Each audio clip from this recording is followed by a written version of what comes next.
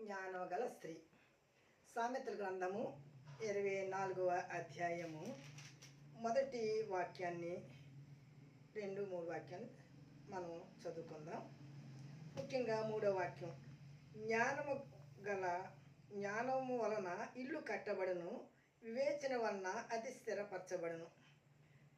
జ్ఞానం వలన ఇల్లు కట్టబడును. ఇల్లు అని అంటే చాలామంది బాహ్య సంబంధంగా నివాసం ఉండే ఇల్లు అనుకుంటారు. కానీ ఈ ఇల్లు దైవ సంబంధమైన ఇల్లు. జ్ఞానము అనంటే దేవుని యందు భయభక్తులు కలిగి జ్ఞానము కలిగిన స్త్రీ తన ఇల్లు కట్టుకొనును. అబీగయల్ని మనం జ్ఞాపకం తెచ్చుకుంటే ఆమె జ్ఞానము కలిగి దావీదుని ఎదుర్కొని తన యొక్క కుటుంబాన్ని కట్టుకోగలిగింది.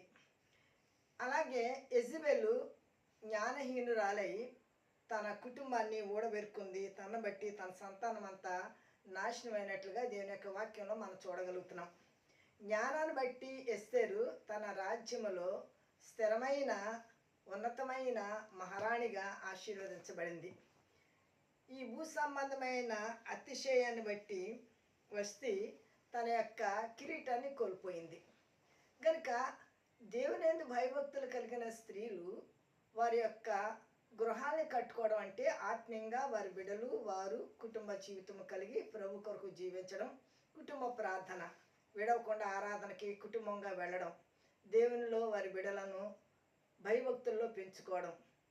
అలాగా ఏ స్త్రీ తన బిడ్డలను పెంచుకుంటుందో, కుటుంబం కొరకు ప్రార్థన చేస్తుందో ఆ స్త్రీ కొనియాడబడుతుంది, ఆ గృహము కట్టబడుతుంది, అది స్థిరంగా ఉంటుంది.